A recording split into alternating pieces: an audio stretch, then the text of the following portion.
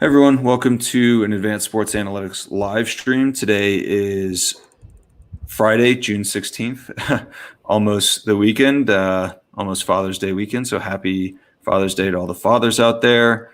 I don't know, I've been chilling watching the US Open for the last 2 days. I kind of lost track of time, but should be a nice weekend to relax, watch some golf, celebrate the dads, etc.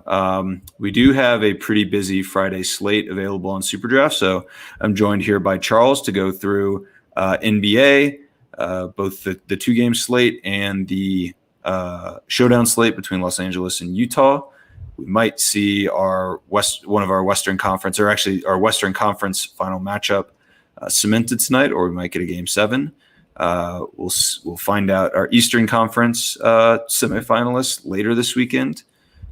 We might learn one of our Eastern Conference semifinalists tonight, and then we got a 15-game MLB slate. So a lot of action on SuperDraft tonight.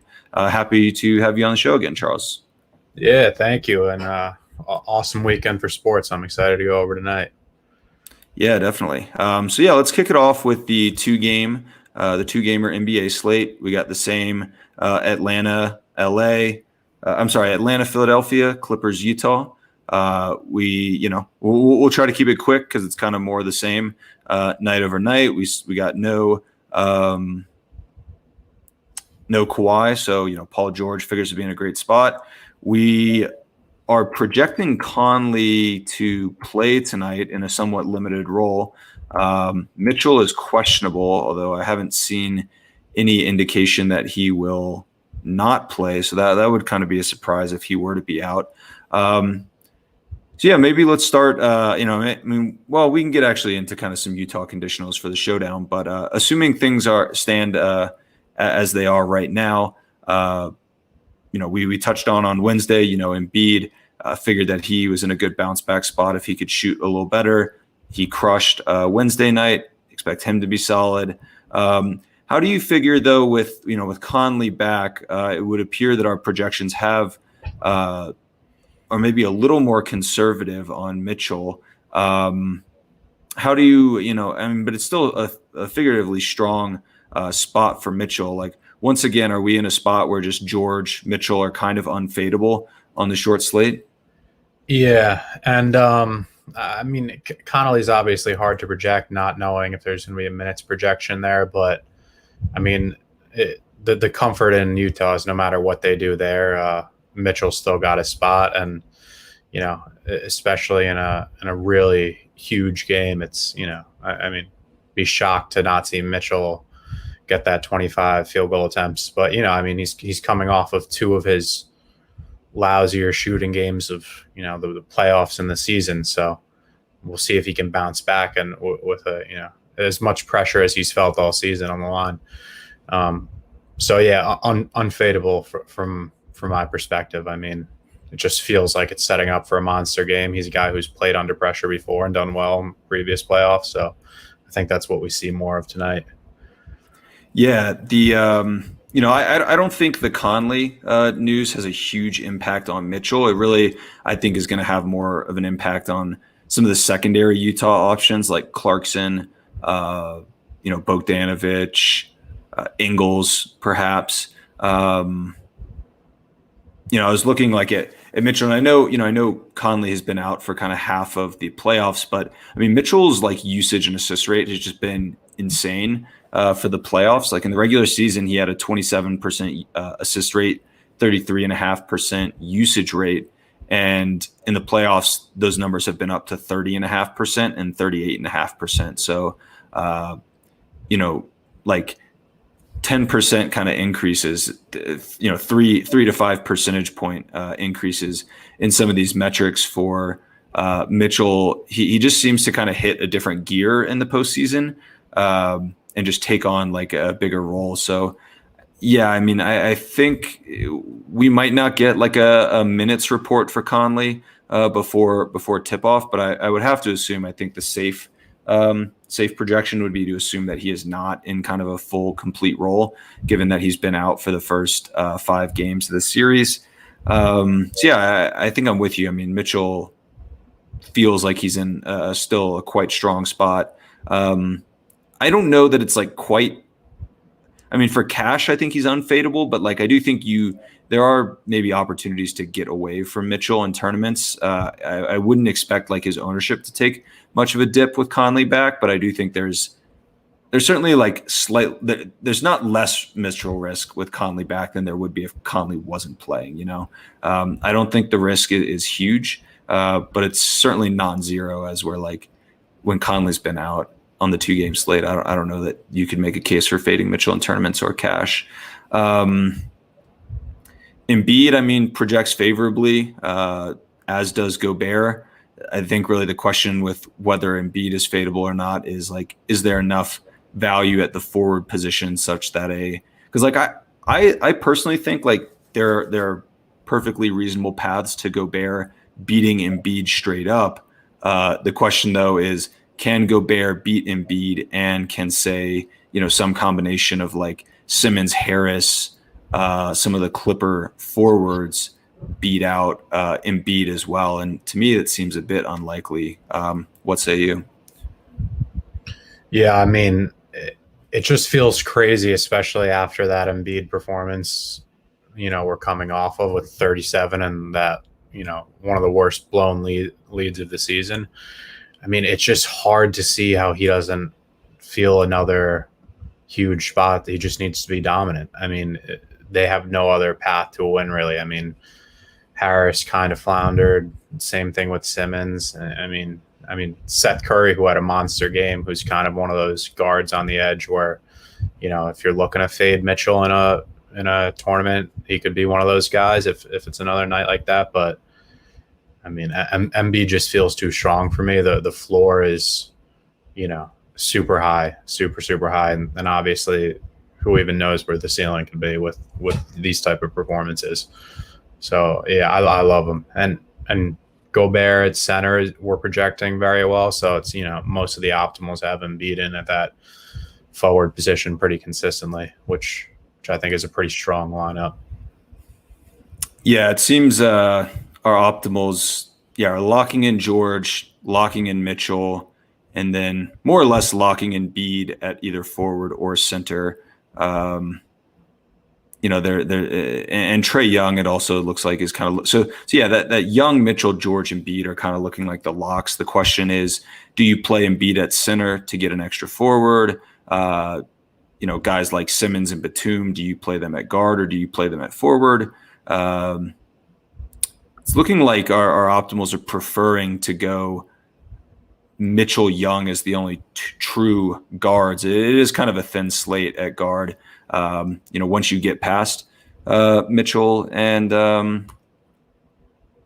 Young, and I guess like Simmons and Batum figure as strong guards, but as far as like the guards only, it does feel like there's a pretty big gap between this tier of like Trae Young, Donovan Mitchell, and I think maybe Young and Mitchell are in maybe separate tiers.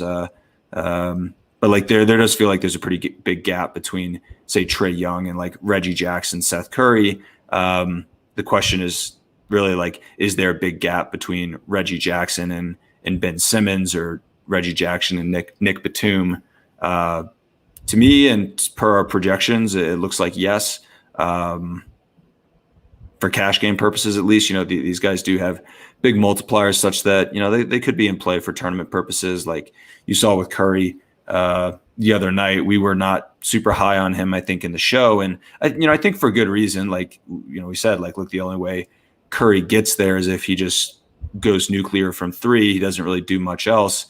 And it's like, yeah, I mean, he can do that. At least for me, I think night to night, I'm willing to place bets on guys that are super reliant on lights out and high volume 3-point shooting. I'm pretty inclined to place bets against those type of players. But do you think kind of there's any consideration for some of these non stud guards? No, I mean, I mean, the Seth Curry thing, obviously, if he repeated his box score again, you'd want him there, but it feels like it's a once a series type of thing where he's just hot early, and then, you kind of need the perfect storm of Harris and Simmons to be cold and set to come out on fire, and that's really kind of the only path there, which is not something you want to consistently have your money on. And then, as you work down, it gets, as you mentioned, slim fast. So, I mean, I like the way the optimals are building. Obviously, Ben Simmons has been kind of abysmal in a few games in this series, but we've alluded to it previously. He gets the assists and he gets the rebounds, and the nights he gets, he's 7 of 11 shooting, then he's going to be incredible, and the floor is you can live with. So I like what we're seeing. I wouldn't get super fancy in cash and tournaments. I mean, it's considerable to throw Seth Curry in there and hope for the big game. I mean, ideally not after he just did it, but there's some. There's probably some other. You could. It's a hard path. You could do a Kevin Huerter and hope that he's the guy who is lights out, Trey's cold, and it's kind of that 3-point shooting guard who's getting the 35 minutes potentially, and if there's a cold start and he's hot, that's the path. So yeah, no, that makes sense to me. I know we're not projecting him well, but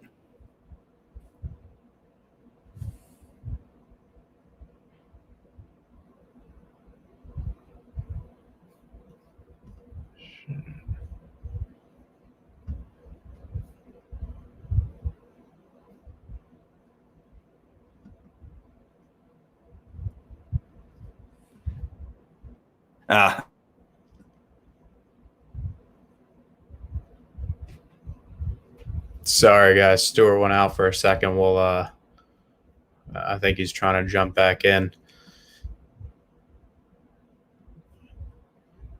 Anyway, still alive. All right. So I think, I'll jump into the here he is. All right. Yeah. So this is why they tell you on StreamYard to plug into a hard cable as opposed to going Wi-Fi. I've had not the greatest Wi-Fi luck at my current location. But let's see. Yeah, I think when I cut out, we were talking Herder and like Terrence Mann down there. I don't know. At least in my mind, like the multipliers like aren't quite as high on, say, Herder. Similar, minutes or better minutes or similar usage at just a higher multiplier. Guys like Jackson, guys like Batum, Curry, even. So yeah. I think we. And then moving. Sorry, go ahead. Yeah, I think we kind of alluded. No, go ahead. I think we kind of alluded to it also as the, in this specific slate, in these multi games, the multiplier from the 1 to 2 range doesn't seem to give you enough incentive to go with those higher multiplier guys. I think we see it in that single slate when you get the 2.7s and the 2.8s for these type of guys. That's where they start to get more worth it. Yeah, right. It's like the guys at kind of the bottom of the barrel are, only like 50% more kind of multiplier, and on the main slate, which makes it tough, but on the single game slates where they're, twice 100% kind of higher multiplier is a little viable there. So yeah, forward. Yeah, I think you just got to lock in Paul George, and throw away the key on that one. Tournaments and cash. Just seems like there are so few routes to failure for him with Kawhi out. And of course, Los Angeles trying to close out the series. Embiid, it sounds like our optimals like it forward and Gobert at center, but for tournaments, a case could be made for rostering Embiid at center and fading Gobert. And then, of course, we touched on Simmons at guard a bit. Tobias Harris was quiet in Game 5. Do you have any concerns going back to him for Game 6, or are you feeling comfortable about Harris? Yeah, I feel pretty comfortable about him. I also like a little bit of a, kind of fade of recency bias and kind of hope a lot of people go Seth Curry and get fancy with it. And then, Tobias Harris kind of returns to mean and gets us one of those kind of like 25-point nights, bunch of boards, bunch of assists. And, I mean, they're going to need him, and he's been pretty clutch in these spots where they've needed him. So I do like him tonight, and I think it's a strong play, hoping that consensus gives him a fade after a cold night. Yeah, yeah, I think that's a good call. I wonder if ownership will be suppressed on Harris after kind of a weak showing the last couple nights.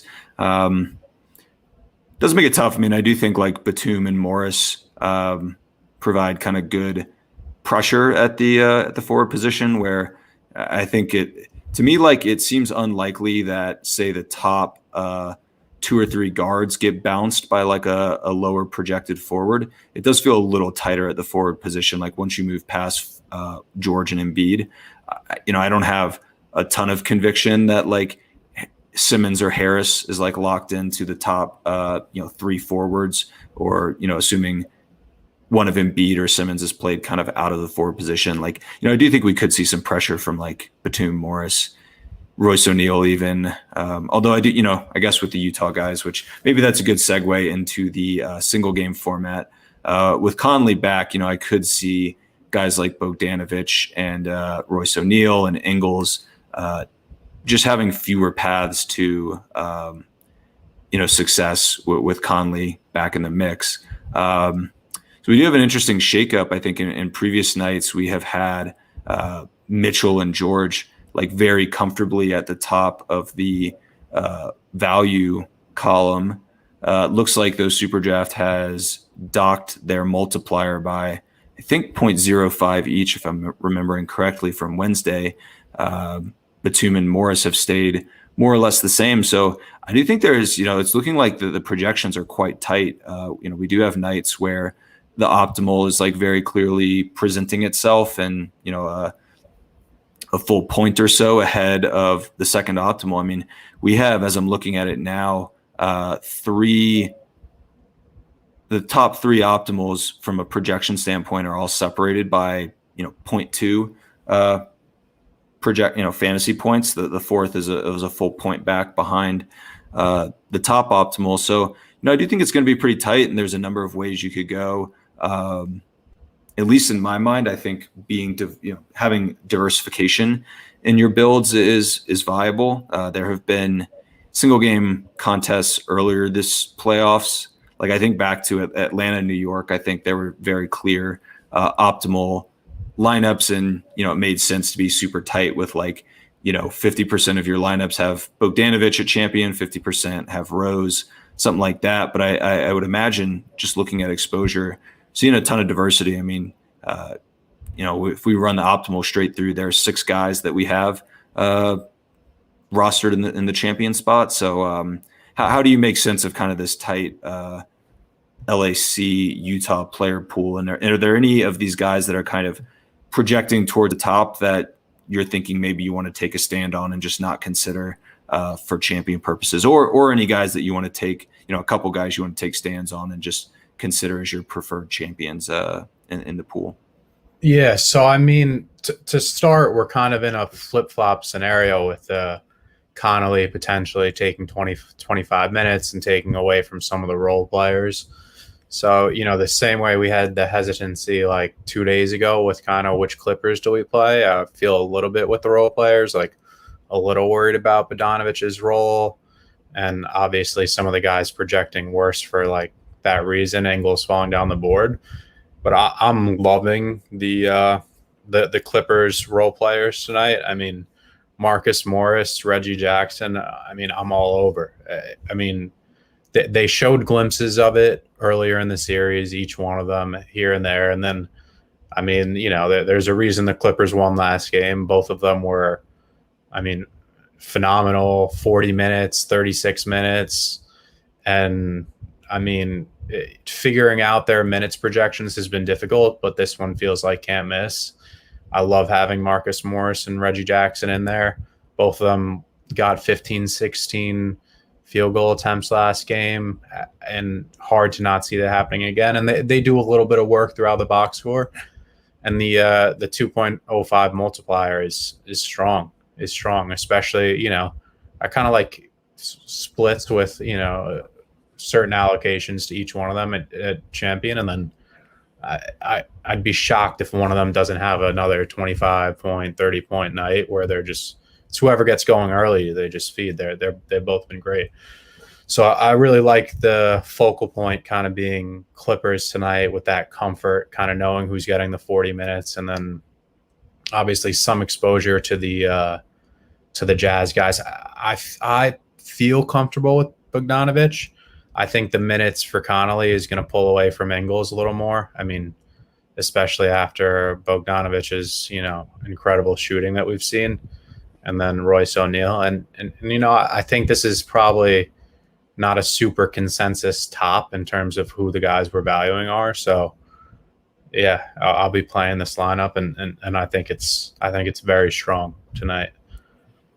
Yeah, I'm with you. Yeah, with the more preference for the Clippers guys. I think Bogdanovich and O'Neal make for fine plays in like utility, but I do worry that they might have somewhat of a capped mega upside with Conley back in. I am with you. I think the Conley active will take away minutes from Ingles. I do expect it to shave some usage off of Bogdanovich and O'Neal. Like, you're not really counting on him getting high usage. That's not really his thing. You're kind of hoping for the defensive stats. So, with that in mind, I do think for a champion, you do want someone who can do a little bit of everything, who can fill up the box score in a number of ways. And for me, like, O'Neal is not that guy, so I might X him out of champion consideration. And then Bogdanovich, I do think has some upside concerns with Conley back in. I mean, there's a chance like Conley plays and is just a decoy out there, and it really doesn't affect like Bogdanovich's usage. But in my mind, I might like use our groups and rules and like set fades for captain, MVP. Let's see, Utah Bogdanovich is the J, and then O'Neal, something like that, and then you can do your runs, and then you'll get no exposure. You'll get, looks like plenty of O'Neal Bogdanovich exposure at util, but just condensing captain ownership really on these four Clippers guys that we have projected at the top. I do think like Mitchell, even though he's got a low multiplier, like he does have an insane ceiling. It does feel likely though that maybe one of the LAC guys beats him out, but I would be fine going with Mitchell at champion. Like, I think he can do enough to just have a big game. It's certainly like from a median standpoint, he doesn't project quite as well as the LAC guys, but I think he's got a ceiling unlike O'Neal and Bogdanovich. So yeah, I think I'd be okay with Mitchell in champion. All right, why don't we move along to baseball? I think probably there's more games and just more interesting things to talk about. We've kind of beat this 4-game and champion, or sorry, 4-team 2-game and champion matchup to death here. There are 15 games on the Friday SuperDraft slate. I know you wrote an article that should be coming out on the SuperDraft strategy site later tonight, but why don't we start at pitcher and just tell me kind of who you're looking at the top of the pitcher pool. It does seem like it's gravitating towards some of the higher multiplier guys, but if there are any low multiplier players that you think are in play, I would be interested to kind of hear your thoughts around there. Yeah, I mean, we're projecting Cobb and Yusei from Seattle, pretty high. I mean, there's a tight bunch of guys who are valued well, so I don't think any of these guys in the top range would be bad starts. But I mean, both these pitchers at the top have really strong whiff rates. I mean, and that's what we're looking for with the scoring is the strikeouts. And I'm a fan of having guys who are this 2x multiplier, which means if they give you 7 and even an earned and some hits, and 6 to 8 strikeouts with upside of 10 strikeouts, I mean, they're just massive games, whereas these guys with a lower multiplier just can't do much better than that. So both these pitchers have shown strong performances even within the last 3 games. We've seen 7 and 3 hits from Cobb, and you say that kind of the similar thing. He's a monster strikeout pitcher. So both guys slate well. I mean, obviously going up against Detroit is significantly favorable matchup, and whereas going up against the Rays isn't great, but I mean, it's still projecting incredibly high value because of that potential for 10, 11 strikeouts, which is just, monster numbers. Yeah. Yeah. I agree. I feel great about Cobb. He's got good, just like personal underlying metrics, and I think he's got a strong matchup against Detroit. Not sure if the weather is working in his favor. Looks like the wind is expected to blow slightly out, so not the greatest weather, but he's got, I think, good win equity going up against Urena as his opposing starting pitcher. Like Urena can get lit up pretty quickly, and I do like that Los Angeles offense. So I think Cobb's in good position to be the winning pitcher, which at 2x, it's an 8-point win for Cobb. Yeah, Kikuchi does feel like can go kind of one of two ways. Like there's, I think, big, there's not big, but there's non-trivial potential that he just gets lit up by Tampa Bay. Like that's a really strong offense. And if he does, it's going to be hard for him to compile strikeouts if he can't stay in the game for more than like 4 or 5 innings. But if he's able to, keep the Rays under control, I think there's kind of good upside there. So I see Kikuchi as like an excellent tournament play. For cash game purposes, I am a little concerned about, the distribution of his possible outcomes. And at 2x, these pitchers can get negative points. Like that's not something to forget. And these 2x guys who get run out of the game after 2 innings and giving up 5 runs, like that can really hurt. So I do think maybe for cash game purposes, I might be inclined to go with like Robbie Ray. I think has a good matchup against Baltimore. Miami is a team that we typically like to pick on. They tend to strike out a lot as a team. I think Corbin Burns is in Colorado. That's an interesting one. Like Burns at 1.8 is usually a slam dunk play, but he is at Colorado. We did see usually reliable Brandon Woodruff get kind of scuffed up against Colorado, but we also saw Marquez, pitch effectively at Colorado. I mean, is Burns a guy? I mean, I don't really know what I could see ownership kind of shying away from Burns at Colorado. Our projections seem to not be like too scared of Burns. What do you make of Burns, and is he a guy that you trust pitching at Colorado? Yeah, I mean, within range. I mean, he's got a monster ERA this year, 2.27. I mean, but obviously it's not showing up in the win column, and probably part of the reason why he's projecting like that. But the Rockies haven't been a impressive offense, and if he can get enough swing and misses there, then it doesn't matter how short the outfield wall is. So definitely a strong option tonight. Yeah, so it's worth noting I'm seeing the projected weather as 12 miles per hour out the wind, which is pretty good hitting environment, and of course it is at Colorado at elevation. So I think there's really good run potential there. And I think the thing about Colorado is not only is it a good hitter environment from kind of a weighted runs created standpoint, but it's also a really tough pitcher environment. There are a lot fewer strikeouts at Colorado.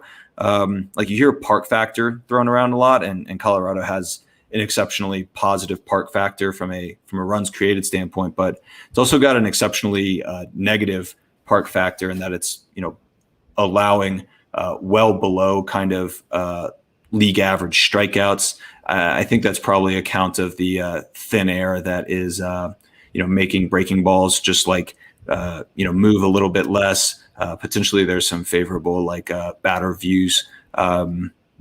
It's going to be a tough spot, but I don't know. Our projections seem not to be like super phased by it. Might be a risky play from a cash standpoint, kind of the similar way that Kikuchi is. Not that Colorado is like a super potent offense, park neutralized, but with the park factor and weather, it does feel like there is some potential spot for Burns to really get shelled. And I mean, maybe Davies. Miami for years has been like an offense to pick on.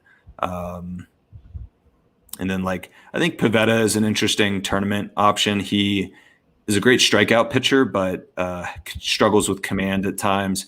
Kansas City's I don't know, kind of a neutral matchup. I think their offense is a little underrated, but we have seen Pivetta put up some really strong games. Wind is also expected to blow out in Kansas City. However, I do think Kansas City a better, more pitcher friendly ballpark than Boston, where Pivetta is usually pitching. Um, Looks like of kind of the non-high multiplier players like Bauer, we like a decent bit, but he does seem to just be well below some of these 2x and kind of high multiplier guys. What do you make of like Bauer or even Barrios is, I guess, kind of low multiplier, relatively speaking? Like, are these guys players that you might consider for tournament purposes, or you kind of just thinking it's best to take your shots on the high multiplier guys? Yeah, I mean the latter here. I mean, if you go through the slate, I mean, a lot of these pitchers are projecting this super high multiplier, this 1.8 to 2 range, and Bauer is just at such a discount. I mean, he's been incredible, and obviously has filthy off speed stuff, which sets him up for that high whiff rate. But at the 1.25, I mean, sure, the chance of disaster and lineup ruining is a lot less with a guy like that. But at the same time, on a 15 game card, you kind of really got to look for that differentiation and upside, and he just doesn't really give you that tonight. Yeah. Yeah, I actually think like he could make for a fine cash play. It would definitely be, suboptimal from a projection standpoint, but from like a mitigating risk of destruction, like Bauer might be as good as anyone. It does seem like all these guys, maybe outside of Cobb, but like Kikuchi, I don't know, Burns, Pivetta, like even Rodon going up against Houston.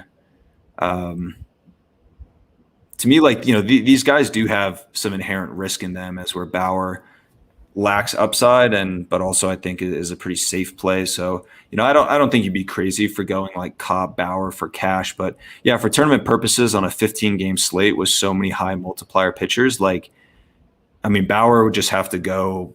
I mean, he probably would have to go 8+ innings and get like 12+ strikeouts. And on top of that, like all of the high multiplier guys who we kind of like would have to fail miserably. So I'm not sure Bauer's like a super strong tournament play.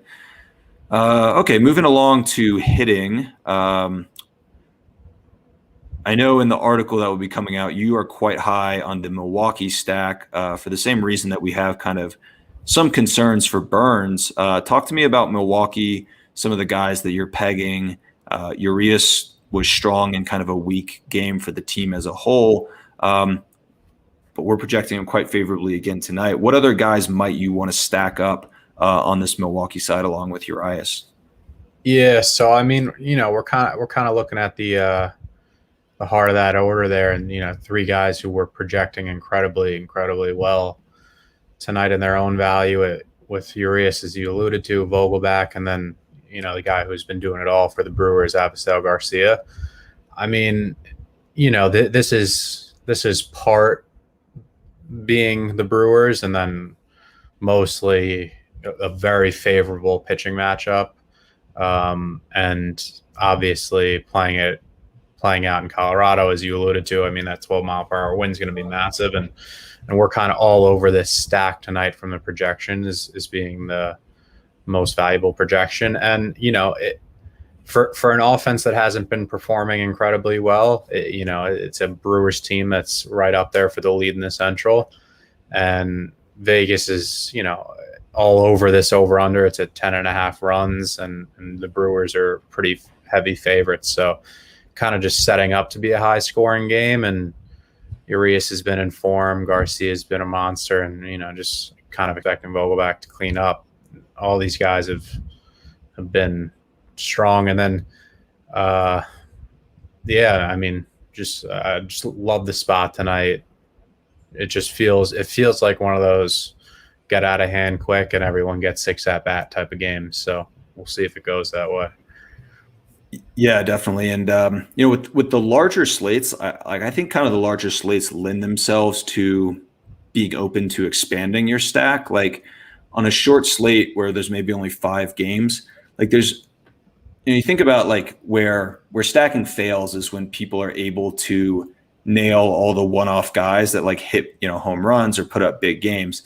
In a 5-game slate, like there's an increasingly or just an increased probability of someone nailing kind of the optimal one-offs, and therefore you maybe are encouraged to maybe pick like a 3-player stack and then go 3 one-offs, or do like something like 3-2, or maybe go 2-2 and then 2 one-offs.